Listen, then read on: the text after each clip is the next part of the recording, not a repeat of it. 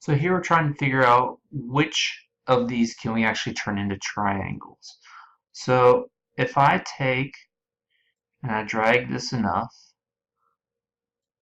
I want to get A prime on A, and I can see I'm really close.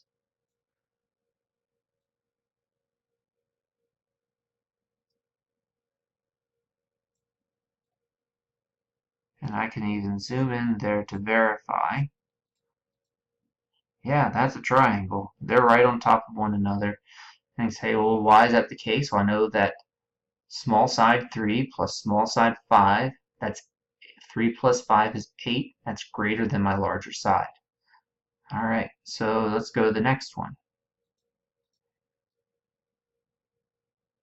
Now here I have 4, 2, and 7. So I'm going to try to drag this over.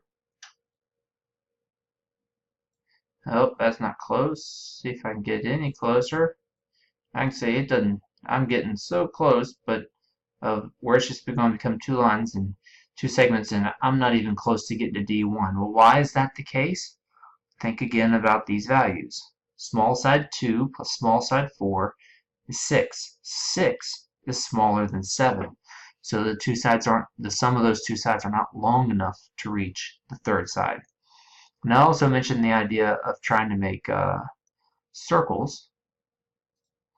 So if I think about, I have my circle here. I got my circle here.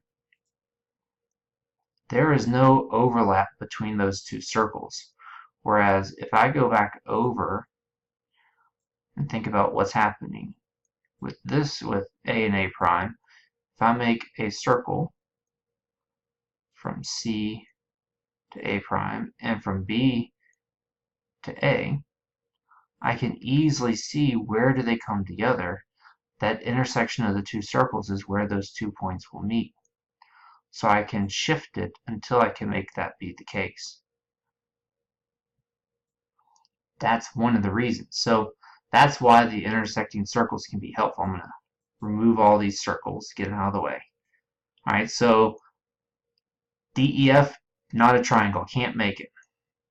So then look at GHI, and I'm going to drag G1,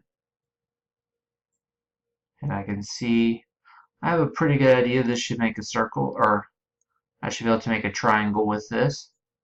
Just a matter of dragging the points to get them aligned. And you can see, okay, so just keep moving till I can get them close. And again, if I have trouble, I can always go back and use the circles to help me align it a little bit better. But here I have it, and I can say, well, why? Small side 6 plus small side 7 is greater than 8. 13 is greater than 8, so I can connect those sides. All right, and then the last one. This is the most complex one to think about, because I have a small side of 4 and a small side of 5. 4 plus 5 equals 9. So this one is really hard to see because as I get close, they start to look really much like they're touching. But here I am, I'm doing a super zoom. Nope, they're not touching. So let me get them a little bit closer. Get this out of the way. Oh, they look like they're touching. But if I get really close, they're not. And I can keep doing this until I get all the way to the point where 5 and 4 will both lie on segment LJ. Now, why is this the case? And this is where the circles can be super helpful in trying to understand why this is not a triangle. Because this is the one that confuses students the most.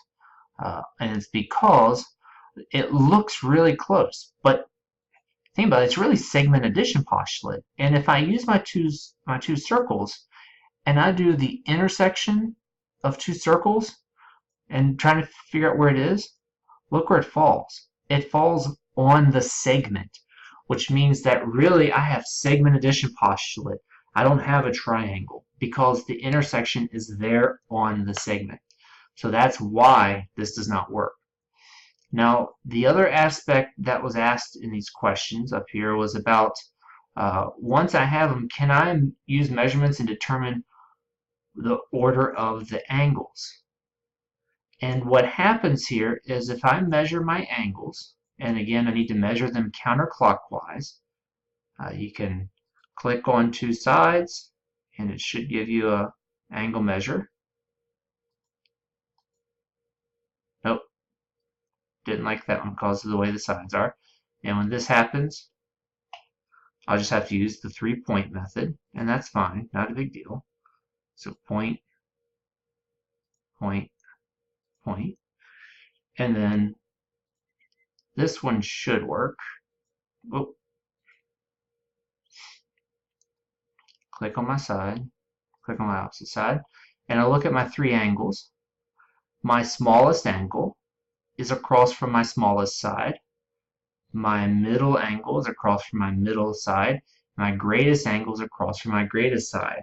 So I can check to verify that happens with this one as well.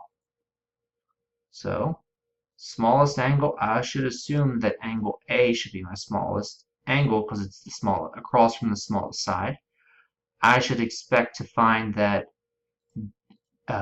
angle B should be my second angle because it's across from my second side, and so far following. And then C should be my greatest angle because it's across from my greatest side, which happens to be the case. So by knowing either the angles or the sides, I can tell the order of how the from least to greatest how those numbers should go.